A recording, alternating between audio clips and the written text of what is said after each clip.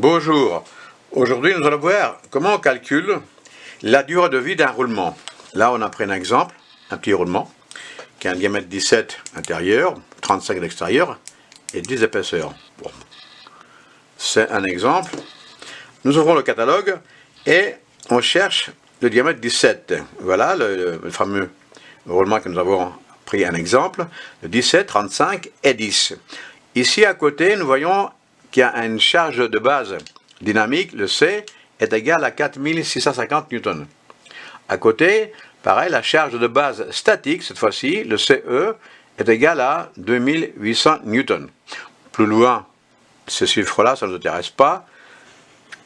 Donc, on les laisse et on va tout de suite voir comment on calcule.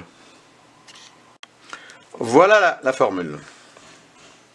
La formule pour calculer le nombre d'heures de fonctionnement de ce roulement est égal à LH, est égal 10 puissance 6, 60 pp par an.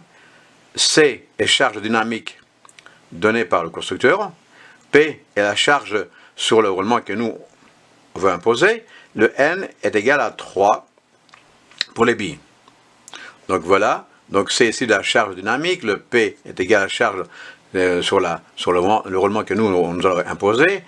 N, la fréquence de rotation, le nombre de tours que nous allons imposer. Le 3 ici, N3 est égal pour les billes. Bon, si c'était des rouleaux, c'est autre chose. Et CO, la charge de base statique. FR, c'est la force radiale du roulement.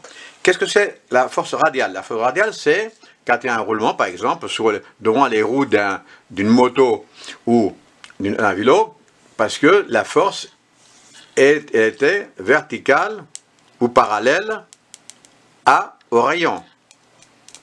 C'est pour ça qu'on appelle ça radial, c'est-à-dire que le roulement travaille en poussant vers le bas. Exemple, les roues avant ou arrière d'une moto ou d'un vélo, on appelle ça la force radiale. Si par exemple, on mettait ce roulement-là et on avait une force qui était à la verticale ici, donc là on appelle ça les forces axiales. Donc notre cas ici c'est radial. Alors on continue et qu'est-ce qu'on voit ici? Le C on avait trouvé dans le catalogue est à 4150, le CE est égal à 2800. Nombre de tours, on a imposé à 1000 tours minute ici. Pardon, voilà. P, la charge sur le roulement qu'on a imposé à 2000 newtons. N, le 3, le fameux. Et il y a une règle qui s'impose, qui nous dit le CE doit être entre 2800 et le P. Donc le P est égal aussi à, on avait donné 2000, donc c'est correct. Or, par la suite, on applique la formule. LH, 10 puissance 6, 60. N, on a imposé, on a dit que c'était 1000 tours. Voilà. CO, on a dit le C, pardon. Le C, on a le trouvé. C'est le constructeur qui nous le donne, 4150. Ici, le P, 2000 newtons que nous on a imposé, le 3. Et on y va. Donc, ici, c'est 1 million, divisé par 60 000, voilà, 60 par 1000, 60 000. La parenthèse ici. Le résultat de ça nous donne ça, 2,325 à la puissance 3. Et on a la division de cette fraction nous donne ça, 16,66. Multiplié par 12,57, ici, ça c'est ici. Toutes ces sommes-là, ça nous donne 12,57.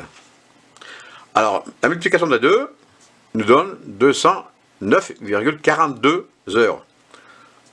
Donc, on a trouvé LH est égal à 209 heures. Ce roulement-là résistera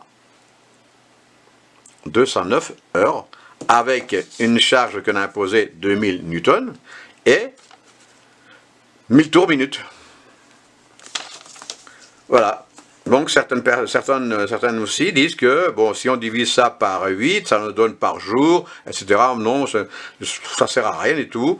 Les constructeurs en général, ils disent que cet roulement-là résiste avec les données 209 heures. C'est tout. Donc voilà, c'est le calcul simple qui consiste à calculer la durée de vie d'un roulement. Voilà. Là, ici, je crois qu'on a fini. Je vous remercie. Et n'oubliez pas, si vous avez aimé, vous mettez un pouce évidemment positif. Sinon, inscrivez-vous. C'est pas obligatoire, mais c'est ça. Allez, au revoir et merci.